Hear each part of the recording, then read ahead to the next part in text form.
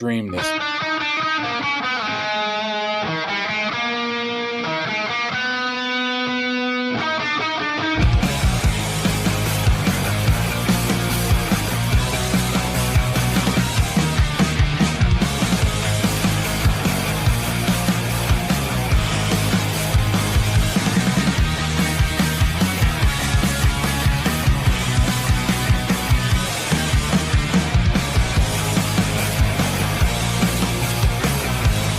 It is a great day to be alive in Pittsburgh, PA. Welcome in, friends, yinzers, countrymen. Good morning. It's another edition of Kaboly+Mack.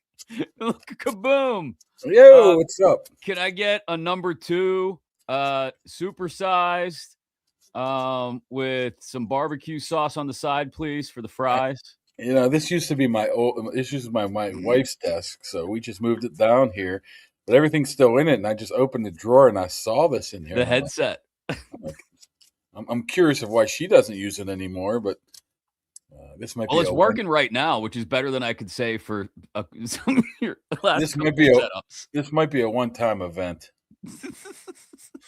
Feels like I should be playing like. I don't know why it's so funny, but it's funny because it does. It looks really bad, but you know it's better than this thing right now. So we'll see how it works. Okay, good. At least. Oh, you know what? Somebody sent me a link to something I'm going to have to share with you. It might actually help your ear situation. I can imagine who did that. Make sure you're following us on all the social medias. Of course, you may be watching us on X. Thanks for joining. Make sure you're following Kaboly+Mack there. Also on Instagram, Facebook, TikTok. And of course, make sure you're subscribed on YouTube. We appreciate every single one of you. Once you subscribe, make sure you turn notifications on so you don't miss it when we go exclusively on YouTube, post-game shows, all that. He's, of course, veteran Steelers reporter Mark Kaboly, correspondent for the Pat McAfee Show, and he's got WWE thoughts as well. He's got theories on theories, or a theory on a theory. We'll get to that later in the show. Mike Tomlin spoke yesterday. We'll break down some of what he had to say. There were some funny questions asked. There's a former. You lost your camera now. Yeah, this ain't gonna work. You know why? I just realized something. What? What's wrong? I got these headphones on and it's not even working. You couldn't hear me? I can hear you, but it's through the. Hold on. I'm done. We'll have another giveaway today, too, in the 412 days of Christmas. What's in the bag? I don't know. You'll find out a little bit later. What's in the bag? He's gone now. He's totally gone. We've been doing this now for 11 months, and Kaboom has still not figured out a reliable way of both hearing and speaking while appearing on video all at the same time. This is why he's one of my favorite human beings, because something that's relatively simple, and I know you guys think, oh, he jokes all the time, like Mack's the brains of the operation. He's the one that figures it out. It's not all that hard to figure this is what happened. You ready? Okay, yeah. I have an adapter, and I had to change the adapter to put these things on, but this adapter is loose. That's why you remember before the camera would always go out like that before because the adapter was loose. I switched it out, but it wouldn't fit. But for me to use these, I had to switch it up. So that's how it went to no video. So we get rid of this all, and we're back to normal. I think we're working on something that will make official in the next couple of weeks here that I would hope alleviates some of your technical issues, at least some of the time. What would that be? I can't say anything more right now. That's all I'm going to say is about that right now. Welcome in. Thanks to our good friends at Higgins Professional Painting for supporting the show as well. I do have to thank First and Goal Sports real quick, since they're popped up on the screen for just a second. They had a big Pascal Dupuis signing the other night. That was a wild success, I heard, and they provide a lot of the giveaways that we have for you as well. But thanks to Higgins Professional Painting, look and get your house painted inside, outside. Maybe you got a business. They do commercial, they do industrial, they do it all, and they'll do the drywall repair in your home, even a color consultation, top to bottom. You want the house to look different. Wall coverings. Kaboom's thinking about some nice floral wallpaper there in his office. They'll do it for you. Get them in there for a free estimate by going to HigginsProfessional.com or give them a call at 412-344-0480. We appreciate their support of the program. A lot to get to today, including a local guy coming back to not just Pittsburgh, but a spot in the Mon Valley that really needs the help. And you say, well, I thought you guys just talked about the Stillers. Well, we do. We talk a lot about the Stillers, mostly the Stillers. But Kaboom noticed this. He tweeted it. I sat down and watched it as well. We're not going to play the whole thing for you, but I thought it was very telling. But anyway, we'll save that for later in the show. Let's talk about Tomlin Tuesday, Kaboom. Sounds like Derek Harmon is on track to be back. TJ Watt, maybe not so much. Nick Herbig, who knows? So that's where we start with this one, getting ready for the Detroit Lions on Sunday afternoon. Big one, because if you can steal a win in Detroit, and last I saw, the Lions were favored by 7. If you can steal a win in Detroit, you really put the screws to the Ravens, depending on what happens to them this weekend, and possibly lock things up. I don't want to get too far out over our skis here, but maybe lock something up before you even have to play Baltimore in Week 18. Yeah, I mean, I think if they beat the Lions and Browns, they're pretty much in. They lose to the Lions, then it gets a little iffy. But that would then require the Ravens to beat the Patriots and the Packers, which right. Who knows about that? Patriots, I mean, Ravens have a really, really tough schedule heading down the stretch here. I mean, to make the playoffs, they're going to have to earn it, man. They have to beat. They got to win out. They got to win out. It's that simple. Beat the Patriots. They're going to have to beat the Steelers. Mm-hmm. They're going to have to beat the Packers on the road, Steelers on the road. But, I mean, we've seen crazier things happen. We've seen the Steelers implode before. We have. I was a little bit unsure of the playoff scenarios. But if they lose this week, that means the Ravens only have to win 2 of their next 3, which would be including the Steelers, which I'm guessing it goes down the conference record at that time. It doesn't really matter. I mean, the Ravens have stunk for a month now. To be able to think that they can do that is going to be a long shot. But the Steelers are a little banged up. You know what? I have absolutely no idea and no update on the situation, as Mike Tomlin would say. Mm-hmm. So that means he's probably not playing. Harmon should be back. Herbig could be a difficult one because all of a sudden your neighbor has to go in there and play about 85% of the snaps. Our neighbor, Kaboom. Our neighbor. He lives equidistant from both of us. Yeah, so we'll see. Jack Sawyer is who Mark's talking about, by the way, for the people he's going to have to He's going to have to play. I mean, that hamstring, that popped up with Herbig early in the season when he missed 2 games. So I don't know how there's many varying degrees of hamstrings, right?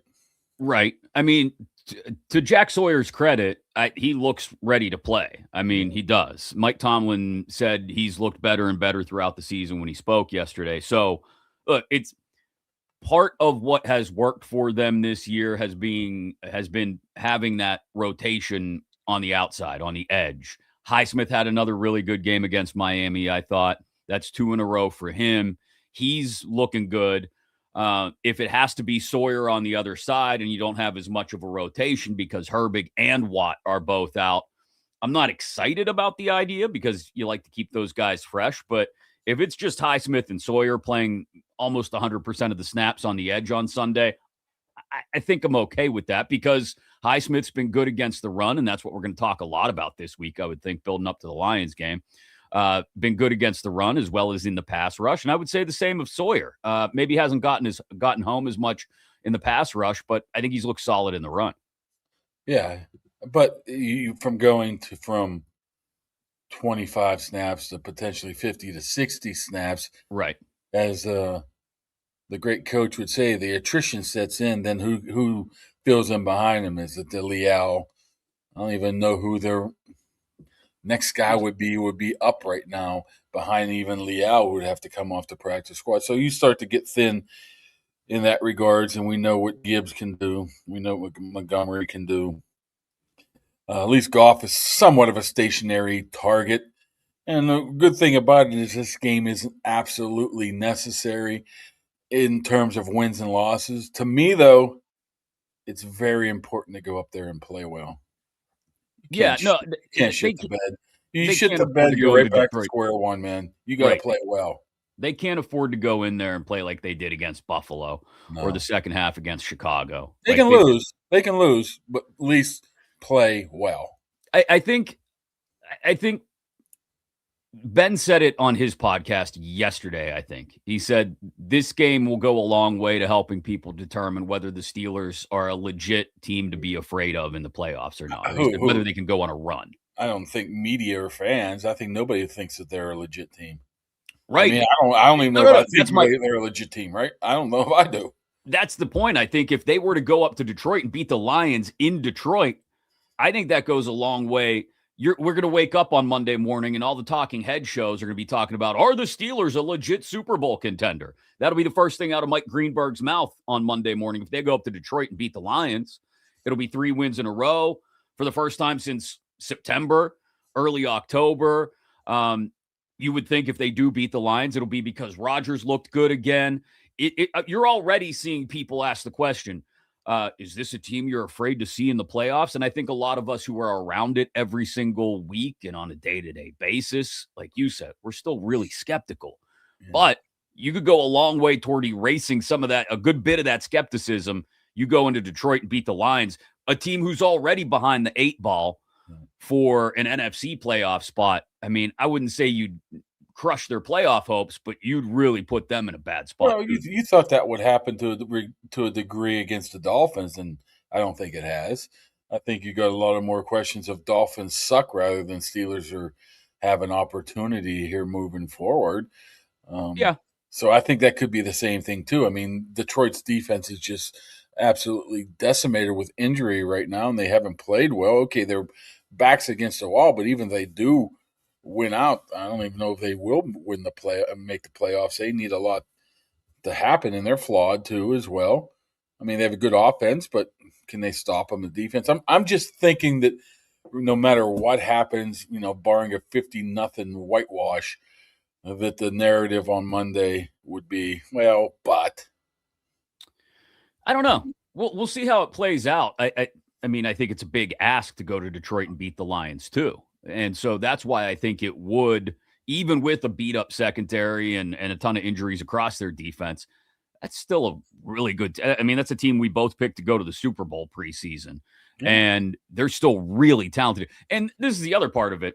As much as the Steelers, Rodgers is looking good. He's finding all the different weapons. They're folding in the veteran wide receivers, all the cast-offs, as he called them. As good as they're looking offensively, they've got to prove that they can stop the run against the team that's really good running the ball. I mean, that's the biggest question for me going into Sunday's game is even if you're to lose to Detroit, if you limit Gibbs and Montgomery and you hold them under like 125 yards combined, not only do you have a good chance of winning the game, I think, but you'll go a long way towards proving to me that you can actually do that when it matters in January.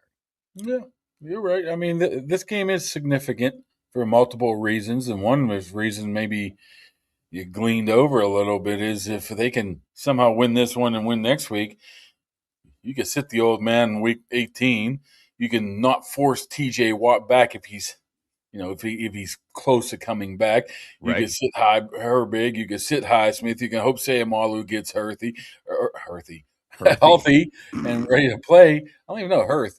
It's not how you make bread in the old hearth In the oven. hearth. Yeah, not the hearth. The hearth is what somebody with a lisp would call the thing that carries a dead body. Hearth. Who else? Throw him in the back of the hearth. Pierre. So that would, I mean, what a dynamic that would be. All of a sudden, from this team has no chance of making playoffs where they can rest people. So I'm sure they're not thinking of that right now, but that's what's ahead of them if things break right. They could use some time off. So yeah, I wouldn't say, like I keep saying, I don't know if this is a must-win game, but it's a must. It's not must win. It's must look good, even if I mean, it would help if they win, but at this point, I keep saying it about Rodgers. I mean, as long as he plays like that, they're going to be in every game. I hate to throw it all on his shoulders. It's the bottom line, though. It is what it is. It's what it is. If he plays like he plays, that you're saying, okay, now he's going to lead the offense. No, if he plays like he plays, then that helps the defense out tremendously. Finally, they had time of possession, right? Finally, they had plays. Finally, they got defense off the field. That's part of this as well, too. So, Look, if Rodgers plays well, that makes it a whole lot easier to win.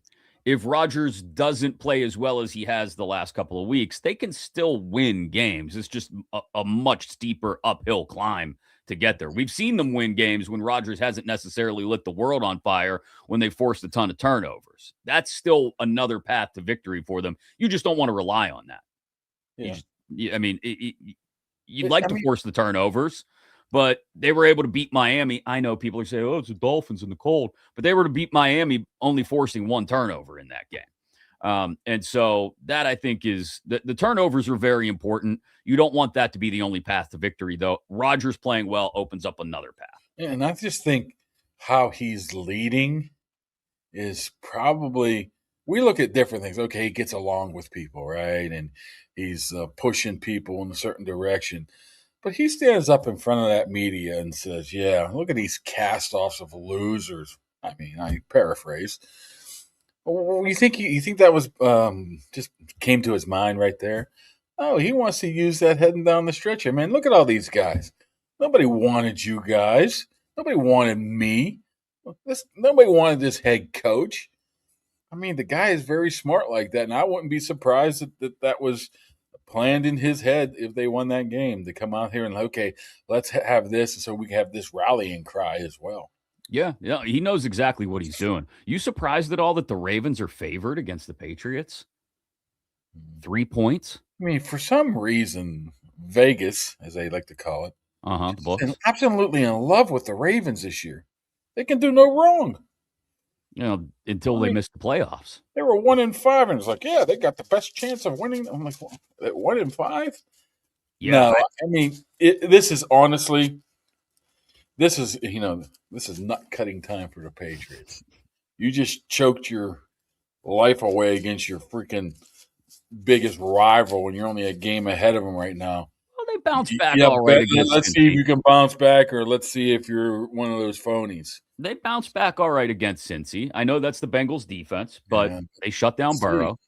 I think this is they bounced back, but they never blew a 20-point lead against Buffalo. Was that at home too? Was that in Cincy? New England? Was that in New England? Hold on. Who you talking? Oh, you're talking about the Patriots. Yeah. That was in Foxborough. Yes. That's a terrible loss. How you rebound from that? If Vrabel's all what he's made out to be, these Pats are going to be fired up. You would think so. I did want to bring up, this was interesting to me. I know it doesn't matter at this stage of the year, but I still thought it was interesting that the Steelers are looking at offensive skill position players for futures contracts, I guess. And that included quarterbacks Hendon Hooker and Jack Plummer coming in for tryouts. Again, it doesn't impact this year's team at all. They released John Reese Plumlee, right? I don't know if he technically counted as a practice squad quarterback or not. I don't think so. He switched his number to 82 because the other day I said, who the hell is 82? And they're like, Plumlee. I'm like, oh, I thought he was quarterback. But I thought it was interesting. And the reason I think it's interesting, again, not to get away from this week. I can tell you why, but go ahead. Why? Well, this is the time of the year they're trying to set people up to sign future deals. So they're looking at these guys as a potential 4 for next year, maybe. And so they bring them in, look at them. Maybe they need to, they'll add them to the practice squad week 18. Right. So they have dibs on them to sign them for a futures deal come in January when their season's over. Yeah, and so that's why I think it's interesting, not just because these are possible guys signed to futures deals. Obviously, that's why they're bringing them in now, like you said. But also, when you look at the fallout, I think, of what's happening to the quarterback class in the draft. Like, it's only 2 now, right? I mean, if Ty Simpson doesn't play well for Alabama on Friday night, you would presume he doesn't come out either. He'll go back. And all of a sudden, you're talking about Mendoza, and more from Oregon, and there's just not a lot else out there. Carson Beck. And so I wonder if this is also just kind of insulating themselves a little bit because you don't know how the draft is going to shake out. It's still 4 months away. I get it, but Omar's got to think about this stuff. Insulating themselves just a little bit against a really weak quarterback class where they may not have an opportunity to draft one at all. And if Rodgers decides to hang it up after this year, you could be going into the offseason with Rudolph, who I presume would stick around, right? Howard, who isn't going anywhere. Oh. Yeah. So Rudolph, Howard, and Hendon Hooker. Skylar Thompson's still on the roster. You see him walking around every once in a while. So he's there. So I don't know if he's on IR. I think he's on IR. I'm not quite sure. He's on IR, yeah. Is he? Yeah. So but a lot of veterans go in IR and just disappear. So he's been there every single day. So he must think that there's a chance he's coming back. Just no dry needling for him or anybody at this point. Or walking around Ireland by yourself. Yeah, that too. It could be dangerous over in Dublin on a Saturday night. The reason I brought it up, because I know we're still talking about this week and the stretch run and possible playoffs, is I think it's worth keeping in the back of our heads that we just assumed they were going to draft a quarterback in April. Yeah. And I wouldn't assume that anymore because the class looks like they might not have one there worth drafting at any pick. You imagine Mendoza's probably going 1 overall now, right? Or darn. I would think Mendoza and Moore go in the top 10, I think. I don't, we'll see how it shakes out. But then after that, it's eesh. What is the Steelers' lowest pick they can have if they make the playoffs? 14 minus 32. There you go. So right. So you're staring at another pick in the mid to late teens at worst, probably. Yeah. So it's just you're not getting it. You're not going. You're not going from 18 to 4. No. So it's just something to keep in mind. I thought it was interesting that quarterbacks were amongst that mix of skill position players, other guys who I'd never heard of that they brought in for tryouts. Thanks to the Dan Heck team for supporting the show. We appreciate them. They've been on board since the very beginning. You're looking to buy or sell a home in the Pittsburgh area. They're the people to take care of you.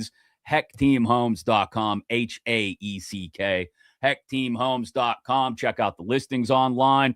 If you're thinking about moving, now may be a time you get a great deal because it's the holidays and people aren't thinking about selling their houses, or maybe they're desperate to get out of them. I don't know, but they'll help you out. The whole team there, the Dan Heck team at HeckTeamHomes.com. We appreciate them supporting the program. This was really interesting to me because we've talked about Dylan Cook since he took over. What was it? Was it the fourth quarter? I guess it was late third quarter, fourth quarter. Second half. Yeah, against Baltimore. But Brian Baldinger loves to do tape breakdowns on social media. Find somebody who loves the Steelers more than Baldy. I love Baldy, but he loves him some Dylan Cook. All 66 snaps of Dylan Cook making his first NFL start. And all I saw was stellar play. This is the cleanest Aaron Rodgers has been protected on the backside all year. And there's a lot of good rushers. Chubb trying to knock that hand down. All he does is reset. Ball's gone.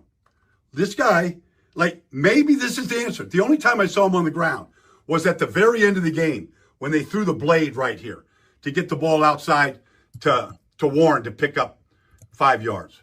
Dylan Cook was awesome. Spectacular. Maybe the future. It's one game. Ooh, maybe the future. We don't know what Broderick Jones' future is since we're talking about futures, but Dylan Cook, and I think there's an important point Baldy made during that tape breakdown, and that was 30 seconds of 2.5 minutes of him just gushing over Dylan Cook. But he did it on Monday night against some quality edge rushers. Like he mentioned Bradley Chubb, Chop Robinson. They've got guys who can get after the quarterback in Miami, and Rodgers was hardly touched at all. When he was, it was because he held onto the ball a little too long, I thought, and trying to look for things to develop downfield.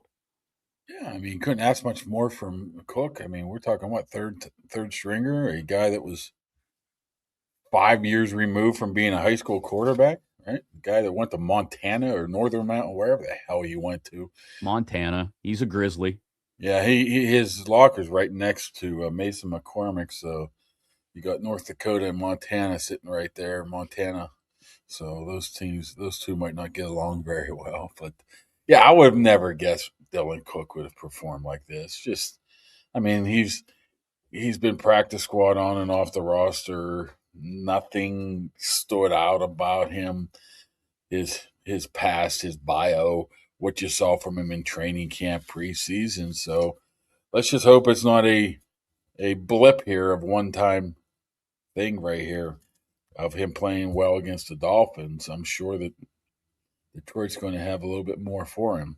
I mean, Aiden Hutchinson amongst the bunch, I would think, would be a pretty important part of what they want to do. And like I said, I forget when I said it last week, I think, I would imagine Hutchinson is probably getting a little bit more, like he had a major injury last year. And sometimes those things take more than a full calendar year to really come all the way back from. He's beyond that now. He's 15 months removed from that broken leg.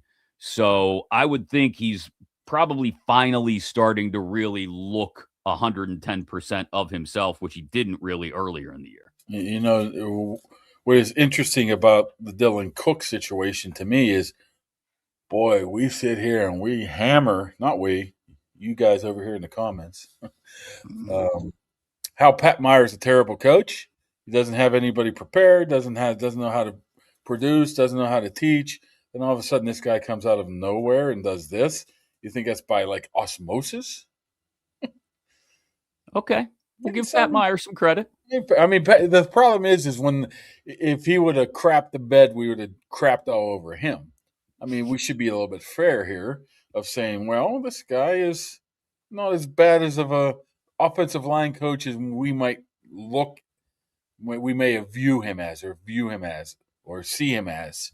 So, like I said, Yeah. he had to be ready, and he's just. I mean, you're not ready because you're coming from Montana State. You're ready because of what you do in practice.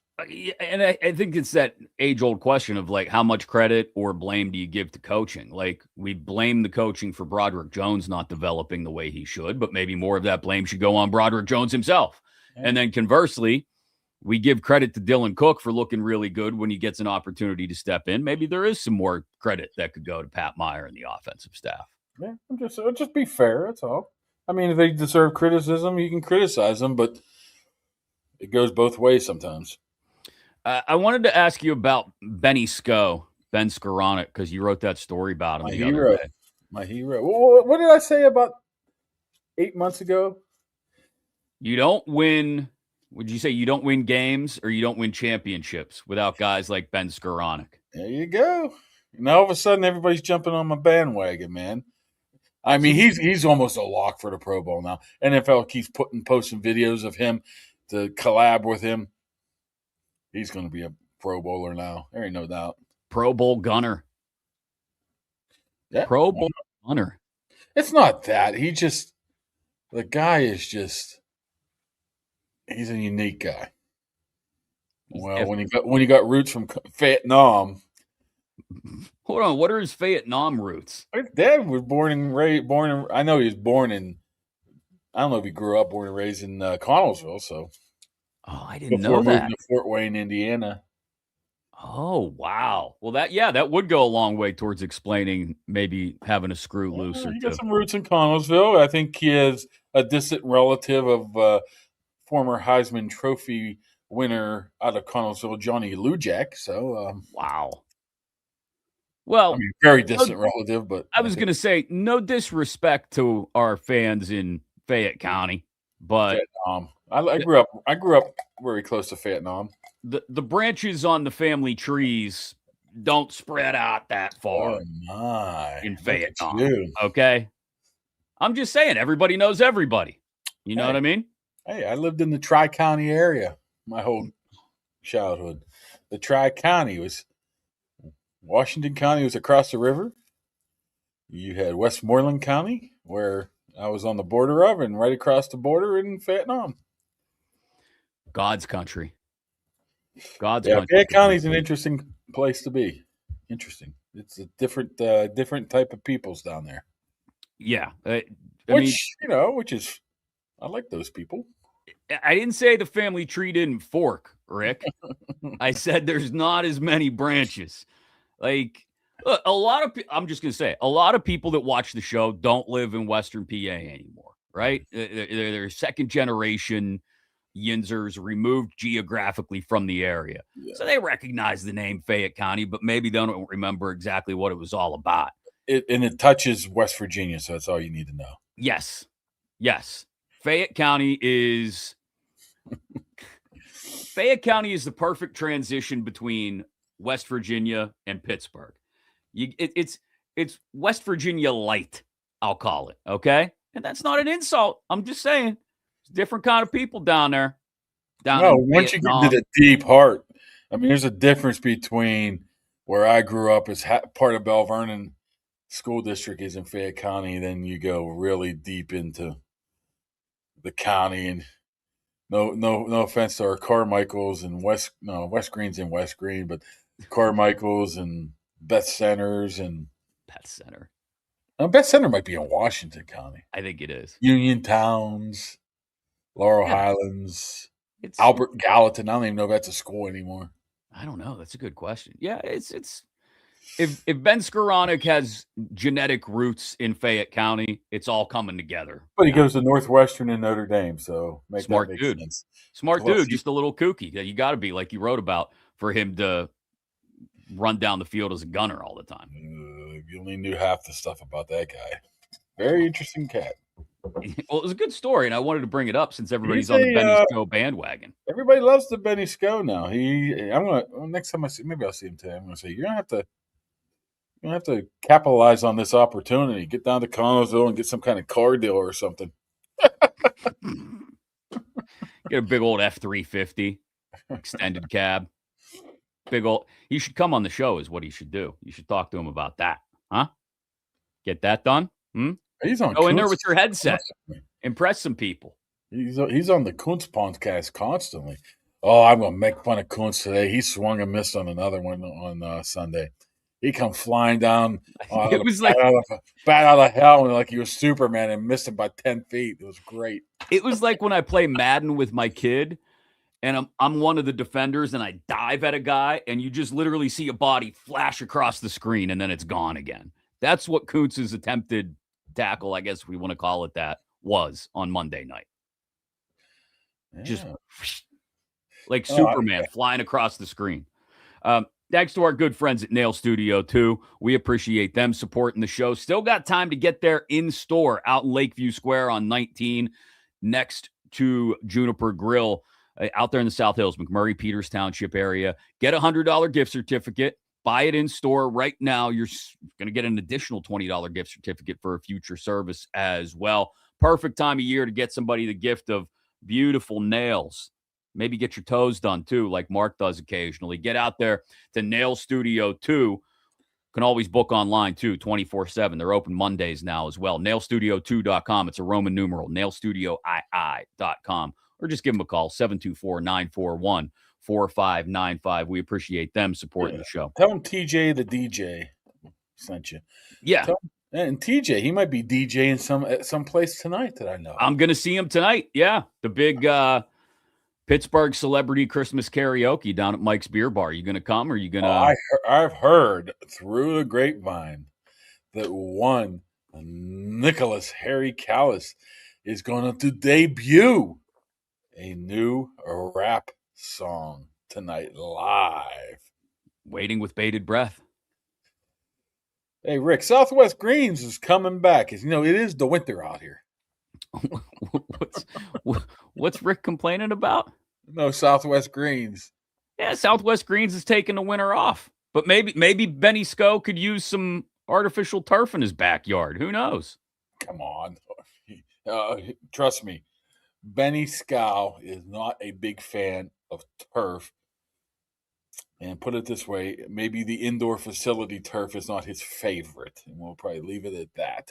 All right. Leave it at that. Something funny happened during the Tomlin press conference yesterday I wanted to bring up. Oh, man. So, look, we both know Chris Carter. Know him pretty well. I like Chris. He's a good guy. He is. What Tomlin say? You're trying too hard. He said, well, hold on. I just want to play this for people. Some of you may have heard. Somebody brought it up in the chat earlier, too. Hold on. I want to give credit to whoever brought it up, because here we go. It was N+N87 on YouTube, who was asking Tomlin all the scheme questions he was getting annoyed with. That is an evergreen question that could be asked every Tuesday after our friend Chris Carter asks a question like this one. Part of the process to when you guys use more 11 personnel when you don't normally, or when you switched from using a lot of single high to double high safety looks earlier in the season? You jumping sides of the ball there. One time you said 11, and then another time you said one high or two high. Right, I was saying on either side of the ball, is that continuity help when it comes to trying to make those switches in season when you guys have tried to establish an identity? Well, there's a lot of layers to that question. You're stressing me out there. You're stressing me out. I love Chris. He's a wonderful human. He really is. But he, with these questions, and I would say this to his face, so I'm not speaking out of school here. Chris, with these scheme-related questions at the Tomlin press conference, has become the smart kid in your class who knows he's smarter than everybody else in the class and wants to prove to the teacher that he's the smartest kid in the class. That's what he's talking 11 personnel. He's talking one high, two high, and it's Mike T just wants to get in there, answer some questions, and get out. Trips right. Yes. Well, I believe Carter's dad was a coach at, I want to say Alderdice. I'm not quite sure. So he used to. No, he knows ball. You know, he used to, I think, watch film with his dad growing up and stuff of that nature. So it's just probably ingrained in him. But when he said later, you're trying too hard. I don't know. As Sraz said, he's trying to get on the staff. He's trying to win himself one of those get back coach roles. Well, one of those quality control roles. Well, he puts it out there for everybody to see too. You pulled that from his Twitter page, so yeah. Content's king, right? I guess, but credit to Chris because he keeps bringing those questions every single week, and Mike Tomlin keeps reacting and responding to them. In this case, he's like, "You're doing too much." He's going to get him on a bad day one day. Yeah, after a loss, after something, he's just going to snap. See, he doesn't snap on me. He just gives me like short answers, like one sentence answers, and I give him a look like I know what that's about. I mean, Ben used to do that. Ben used to dart people with one-word answers. And if he one-word answered, he knows he was pissed at you for some reason. So you have to read between the lines on some of this stuff. Well, I just wanted to give Chris credit for asking another expansive question. What about a couple weeks ago when he said, y'all annoy me today? Yes. Tomlin's, look, we've talked about it. He's got no F's left to give, man. He doesn't. I mean, especially with the media. Like, he's just going to say whatever he wants to say so he can get out of there and maybe give you guys a soundbite or two and be on with his day. Go back to the dark room that he's hiding in watching film. He is the king of speaking for 30 minutes and not saying anything. I know that. Yeah. It's like, I'm going to go Tomlin. I'm going to do this. And 30 minutes later, you're like, there's nothing I can write. Yeah, he said nothing. He said absolutely nothing. I guess that's his job too, not to give anything away. Wow, that's his version of the job. You look around the league, and I remember somebody from a guy I know in Baltimore once told me like a couple of years ago, they invited us in to watch film with them about why they drafted people. I'm like, what?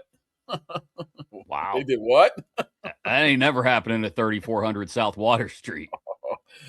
No, it's like in the LA, when I used to work at the Athletic, they used to invite the person covering the team into like McVay's house and stuff. I'm like, what? What if you got an invitation to Mike T's Christmas party? I probably wouldn't go. You wouldn't, because you don't leave the house. You didn't answer my question if you're coming to celebrity Christmas karaoke tonight or not. First of all, you're not. Just say no. I'm not coming. We'll see. I don't know. Just say no. Even though everybody on staff has invited me, I'm not going to come. Listen. They pushed practice back today. So it doesn't. When's that over?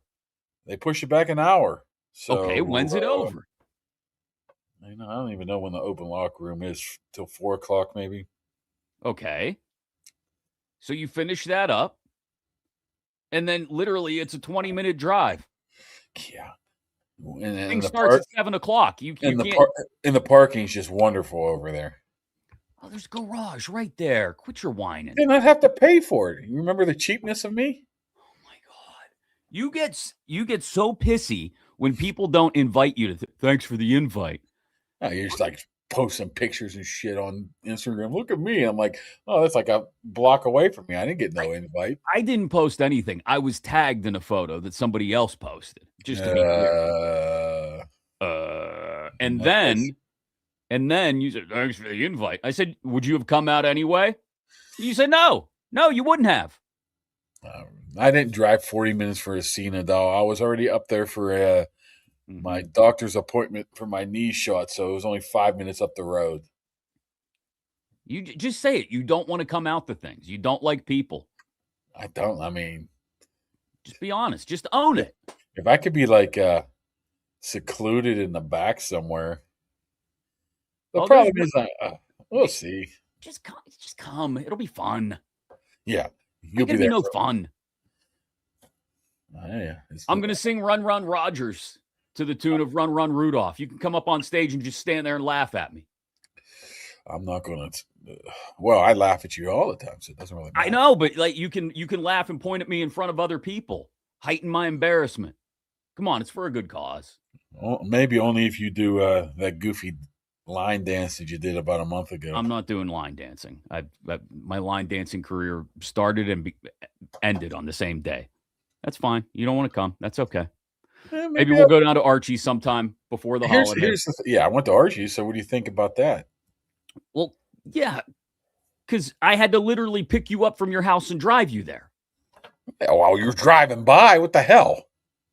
We should go back to Archie's soon. Monday through Thursday, 80-cent wing nights, and Pittsburgh's best place for food, drinks, and sports. Archie's down on Carson. Great sandwiches, too. Burgers, flatbread pizzas, all of it. Ice cold iron and IC light. Whatever you like to drink, it's down there at Archie's on Carson. Get on down there. Perfect place. Maybe meet up with some buddies, get some wings for the holidays, whatever you're doing. Archie's is a place to be. Maybe Sunday afternoon to watch the game if you're not headed to Detroit. We appreciate Arch supporting the show, though. All right, I wanted to get to this. It is not Steelers specific. But again, for those of you that don't live in the area anymore, maybe you're a generation or two removed from Western PA, okay? You still know how important football is, high school football, I should say, in Western PA. And Kalik Hudson, who went to McKeesport High School, went to Michigan, played a couple years for Washington, I think was on the roster in New Orleans and Cleveland, Tennessee as well. He's a free agent now. NFL career may be over. He could keep trying to pursue it if he wanted to.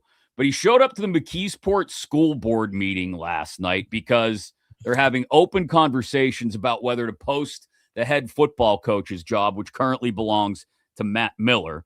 McKeesport went to the WPIAL 4A title game this year, didn't they?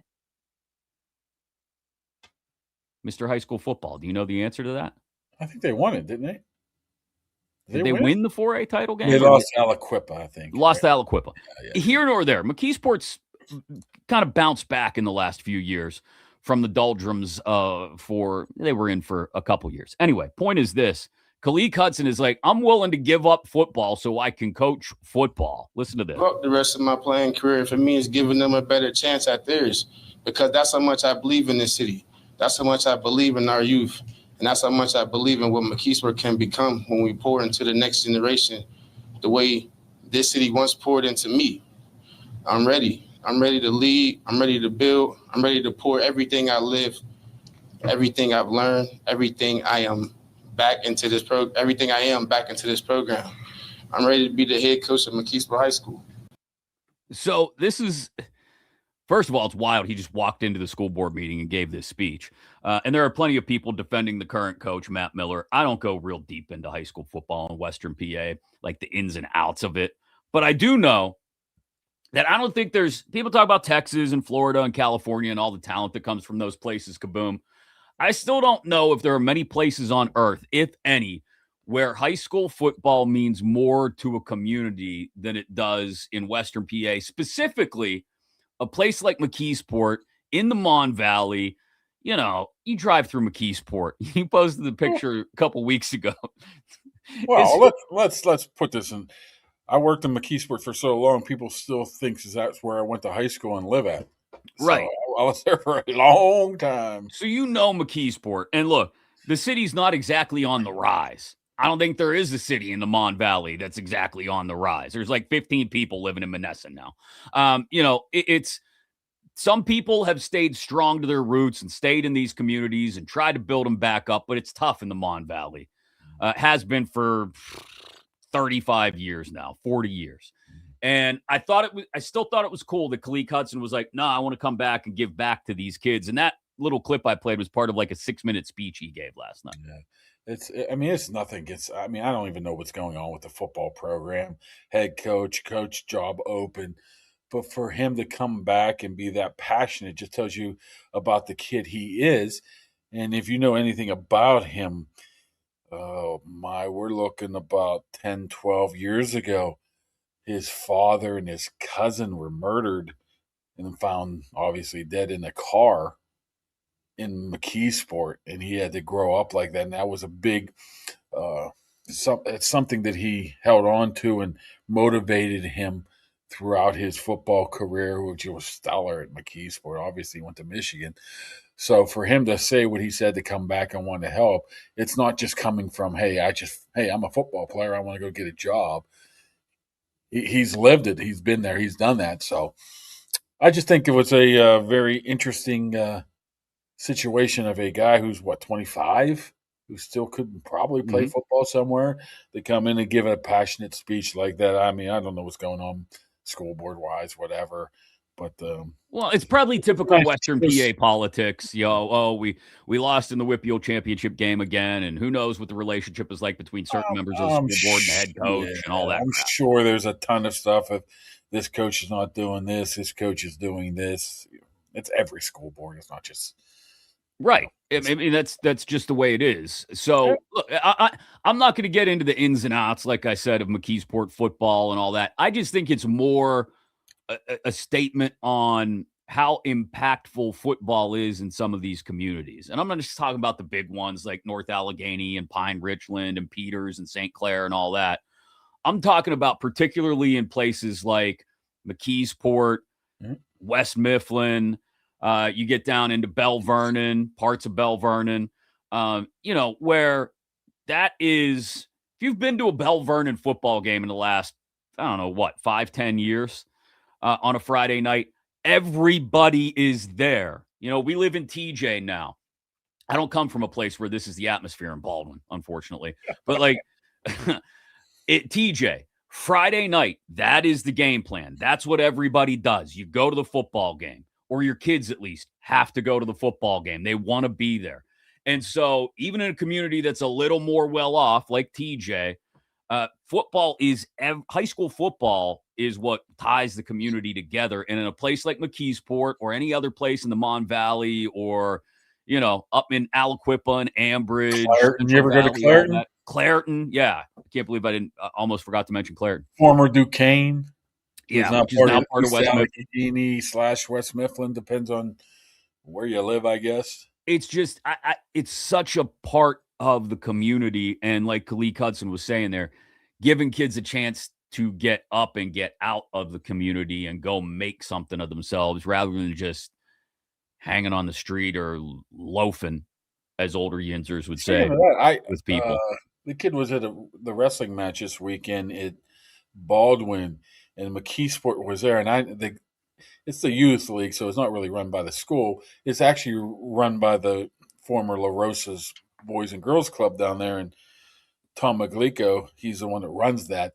And he has a bunch of kids up there as well. And he tells me, to bring us back to like a little bit local, is a lot of Steelers come down there and, help the guys out and give away stuff. So I think he told me Alex Highsmith was there a couple like last year.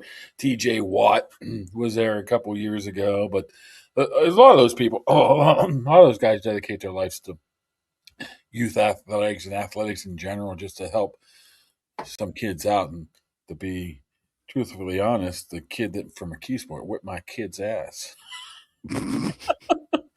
He's new to wrestling, isn't he? Little Kaboom. Here's a funny thing about this. After he whipped his butt, Tommy Maglico comes over and starts trying to teach my kid, Couple moves. Yeah. So nice. The opposing coach, right? The opposing guy. So I've you got to start somewhere. So it's the whole point. I mean, it's just not there. It's West Mifflin. It's a ton of different places around. I mean, I'm sure every place, a lot of places in the country is like that as well. So. Well, I was trying to highlight Western PA. And honestly, you look at a guy like Charlie Batch. How much does he give back to the Still Valley area with the best of the batch? It's just amazing what he does for those kids. He just built a brand new facility is it in Munhall or is it in right by Westfield? Right that's Munhall. Huge facility where he does his foundation at too. So. Put a lot of money into the field there, right across the street, Westfield, where they have now better fields in Still Valley area than they do in Thomas Jefferson. Yeah, how's that working out? Anyway, speaking of helping out kids, thanks to Impact HVAC. You can message them on Facebook at Impact HVAC PGH or give them a call, 412-297-1852. Get your furnace checked up. I know it's not going to be as cold over the next few days as it was this past week, but get your furnace tuned up just in time for the dead of winter, and they'll do it at half the cost, $39.99 instead of $79.99 if you donate a new article of children's clothing or an unwrapped kid's toy to the Foster Love Project, who I want to say, I think I saw Pat Fryermuth was doing something with the other day as well. But Impact HVAC, you'll take that article of clothing or kid's toy. They'll cut the price of your furnace tune-up, check-up in half, and make sure they get it to the Foster Love Project. So we appreciate Impact HVAC supporting the show and supporting the community as well. All right. 2 more things, and we're going to wrap this up. First, the Thursday night football pick. This is a big one. This is a big Thursday night football game, Kaboom. Rams in Seattle against the Seahawks. Maybe no Devontae Adams for L.A. Yep. It's probably going to go a long way in determining who wins this division, right? Yeah, and who's the 1 seed in the NFC. They're both... What? I remember the last time they played, it was, a 2-point game? Mm-hmm. An ugly game, a lot of turnovers. It was. I mean, I think if I recall, Seattle scored late to make it a 2-point game. So Darnold threw 4 picks, I think it was, in that first meeting. This one's in Seattle, though, which I don't know. I don't know. Is Puka even playing? Is he still Puka's playing? Up? Yeah. I know he was banged up from time to time, but Devontae Adams really hurts them. Oh, man. What's the spread on this sucker? You can make me look it up. I'm guessing it's probably... You know that. You're the betting guy, for God's sakes. I'm going to guess. I'm going to just guess that it's probably like 1.5, maybe 2. Let's see how close I am on that one. It is 1.5. I was dead on. Rams by 1.5 on the road in Seattle. Here's the thing. Seattle, you talk about a must-win for Seattle. Seattle has to win this game to have any chance, because if you look at schedule-wise, the Rams got the Falcons and the Cardinals to end the season, while the Seahawks got the Panthers and the Niners. So this is also the difference, or could be the difference, between, like we said, being the 1 seed in the NFC or being the 5 seed and going on the road. Detroit have to do. I think it's going to be close. I think we're going to go Seattle. Home field advantage. Okay. I'm going with the Rams. I'm sticking with the Rams, even if Adams doesn't play. Thinking that I just like what they're doing in Seattle. I mean, I don't know too many of their offseason moves that they've messed up. They've been pretty spot on. You talk about a coach that came out of nowhere as Mike McDonald. did you really think that he was going to be a guy that was be able to be a 13-3, 14-3 coach? No. Even after they beat the Steelers in week 2, you get rid of Geno and all that stuff, and even after they won in week 2 in Pittsburgh, I still had my questions and my doubts, but their defense is just phenomenal. And that was actually the last time Rodgers threw multiple picks at home. It was all the way back in week 2. So, I don't know. Yeah, Darnold hasn't lit it up. I don't know if anybody has. It's been up and down, up and down, up and down. All right, so you'll go Seahawks, I'll go Rams. One other thing before we get to the giveaway, and I need you to think of a good trivia question for this one. I'll give you a second to think about it, though. It was not a patented Mark Kaboly midnight tweet, but it was a thought after Monday Night Raw when we saw Austin Theory reveal himself as the man in the black hoodie and the black mask. You're still not buying that he's the only black hoodied assailant. No. Why not? Well, first of all, there was no acknowledgement whatsoever between Paul Heyman and Austin Theory. None. Don't you say, hey, man, why is he running away? Why? I mean, that's number one. Second of all, I still don't believe the fact that the entire PLE of the Survivor Series is hinged on a number 3 member, potentially number 4 member of a faction. So I don't buy it. And we saw different body styles the past couple of weeks. Right. I'm thinking this is setting up something else. If I mentioned this to LeBar a couple of days ago, whenever it happened. I'm thinking that Seth is creating his own little group. Oh. While you push it off until, a week or two from now, all of a sudden, I don't know, give me a name. Carmelo Hayes shows up. It's like, we already know this guy. Why does he have a mask? Oh, my goodness, it's Carmelo Hayes now, Then all of a sudden he finds it. Then the one time it's Seth, and then it all comes together. And all the black hoodies are working together. Are they all doing this because they want to push Austin Theory as a number 3 faction guy, or whoever it is? If Logan Paul leaves or not, whatever, with Heyman's guy. I don't buy it. I will say this. I'm not as down on Austin Theory as you are. When he was getting a push, when he had the U.S. title. He pulled his hat on him. He was like, who's that?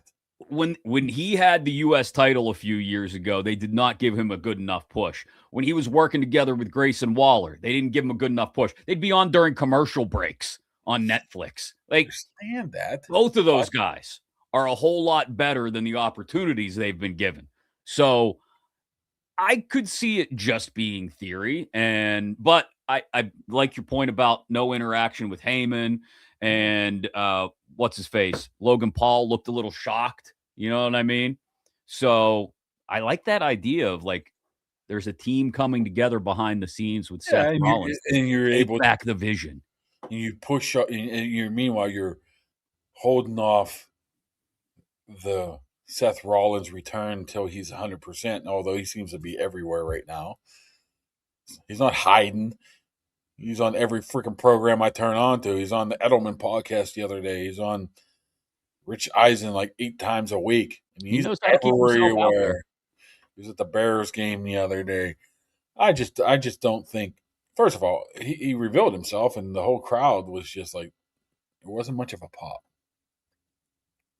I think it was more surprise. I don't know if it was more like, who the hell's that? People know who Austin Theory is. Oh, he got a goofy new haircut and looks like my beard when I try to grow it. Quit running down Austin Theory. I just don't think that,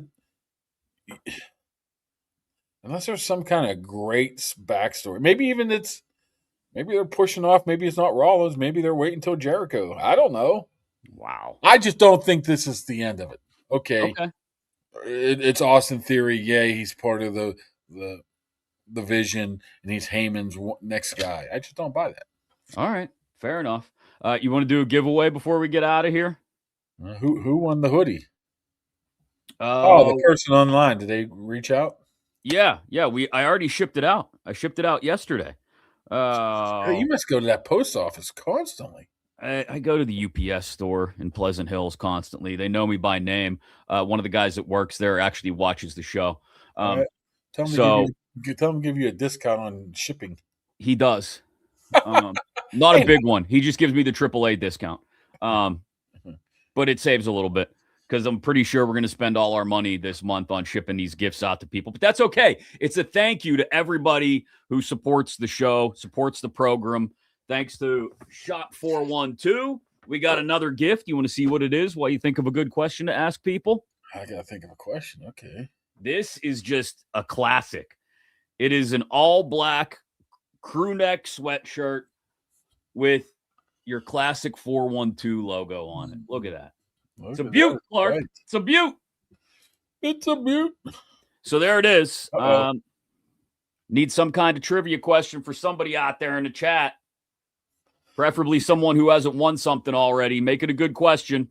I got to look at, first of all, I'm getting people like messaging me left and right telling me that your buddy Austin Limits is like looking for me to go on the show or something. They don't understand that I text them and tell them I'll be on at a certain time. What the hell's going on? Jessica, why always live giveaways? Because we like to reward the people who join us live for the show. That's why. We'll do a couple more non-live ones before next week. Don't worry. Oh, Jessica, give us a question. Now, I had a question. Hold on. I had one. Now I forget it because I was... Good job by you. Well, I was distracted by the... it's going to have to be Steelers Lions related, right? Oh, okay. Yeah. Oh, I have a good one, but I don't know the answer to it. Hold on.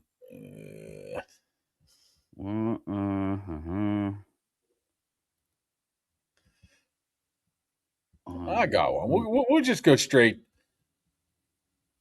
You sure? Because I think we're going to go last time they played in Detroit, even though, not the last time, but the last time, I should just say, last time the Steelers played in Detroit, who was playing in the World Series the same time as them, but I won't do that. It's stupid. But the last time they played in, oh man, this ain't it. Can I just give my question? No, I'm the question guy. All right, then come up with a good one, because otherwise I got one.